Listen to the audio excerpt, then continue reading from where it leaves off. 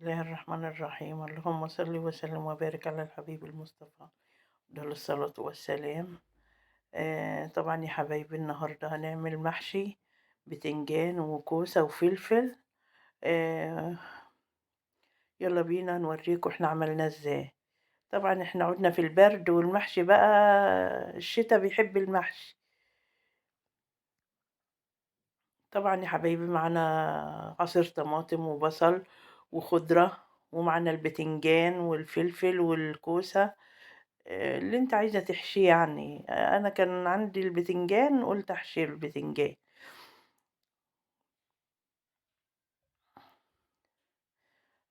بصل ضربة في الكبة هون، وعصير طماطم، وطبعا البهارات ملح وفلفل وكمون ومرقة وفلفل اسمر وبابريكا. وطبعا خضرة محشي هي بقدونس وشبت وكزبرة. طبعا انا بحب الخضرة كتير على المحشي. وطبعا دي بصل انا مقطعاه حلقات كده، مع قرن فلفل سبايسي، ونفرده في الحلة كده من تحت قبل المحشي. طبعا معانا حطيت حبة زيت، وهنشوح بقى البصلة كده عشان نعمل التسبيكة بتاعة المحشي.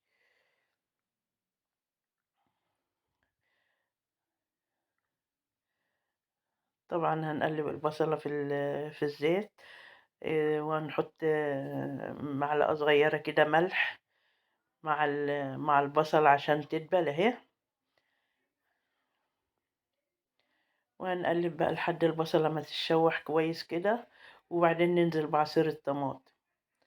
حبايب قلبي، البنات الأمامير اللي لسه داخلين المطبخ وعايزين يتعلموا الحاجات دي. طبعا البصلة اهي المفروض ان هي يعني ما كانتش تحمر قوي كده، بس هي احمرت قوي كده غصب عني. في ناس بيحبوها بيصفروها خالص كمان، يعني كل واحد وكيفه.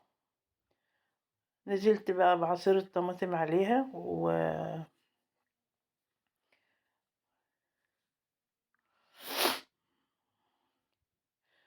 بقى بالبهارات عليهم رخرة. ما تنسونيش في اللايك والاشتراك يا حبايب قلبي. معنا طبعا فلفل اسمر وكمون وبابريكا وملح واتنين مكعب مرقة.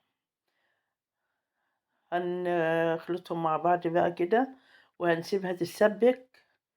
دي طبعا تسبيكة المحشي بتبقى بصل وعصير طماطم والبهارات بس، والخضرة ما تتحطش الا في الاخر خالص لما تتسبك خالص وتبرد كمان. اهي شوفوا اتسبكت اهي، حتى لسه فيها شوية مية. هنسيبها شوية كمان على ما تكبس كمان شوية. اللهم صل وسلم وزد وبارك على الحبيب المصطفى عليه أفضل الصلاة والسلام. اهي يا حبايبي شفتوا، اتسبكت خالص اهي وجبست خالص اهي. هنطفي بقى النار عليها كده.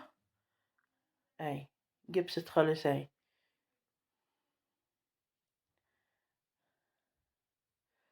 هنطفي بقى النار عليها خالص لحد ايه. طبعا البصل اللي انا مقطعاه مكعبات اهون بفرده في الحلة من تحت قبل الحشي قبل محشي.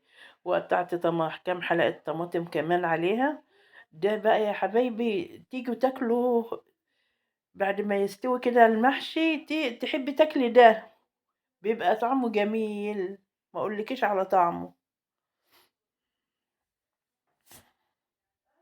بيبقى شارب الصوص كله بتاع المحشي. طبعا عملنا دي هنركنها على جنب علشان نحشي فيها. وهنشوف بقى التسبيكة هي. طبعا هنضيف لها الخضرة بتاعت المحشي اهي. دي الخضرة كل ما تخليها كتير بتدي طعم جميل للمحشي كمان. هنضيف الخضرة وهنقلبها في بعضها.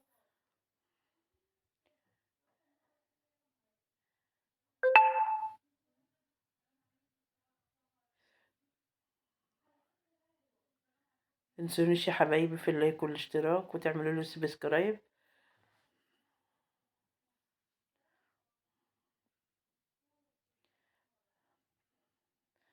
قلبتها اهي. طبعا هي التسبيكة يعني بردت شوية، مش عايزاها تبقى سخنة أوي.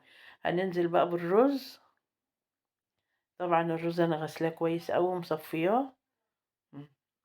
هنخلطه بقى مع بعضه كده في التسبيكة كلها عشان يشرب من التسبيكة. طبعا التسبيكة كتير، أنا عاملة التسبيكة كتير.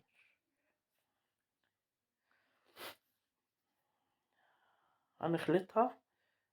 هنخلط كله بقى مع بعضه كده.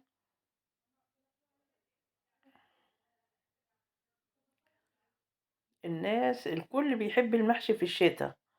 الشتاء والبرد ده دواء المحشي.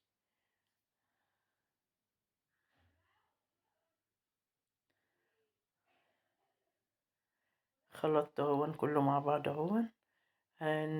وهنحشي بقى ونحط هنا في الحلة دي. اه يا حبايبي، حشينا اهون. لسه بقى بنكمل يعني. اهو لسه في بتنجان وفي رز. اهو هنحشيها بقى وهنملى الحلة اهي. شوفوا، حطيناها على البوتاجاز وسقناها الشوربة اهي بتغلي اهي. وهي قربت تستوي اهي كمان.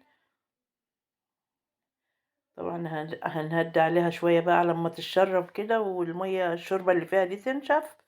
بعد كده نغرفها. اللهم صل وسلم وبارك على الحبيب المصطفى عليه أفضل الصلاة والسلام.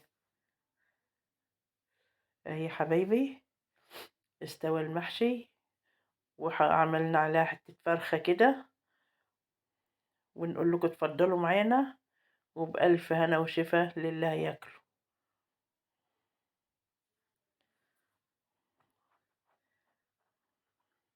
عايزاكم تقولوا لي تعليقاتكم وتقولوا لي ايه رأيكم.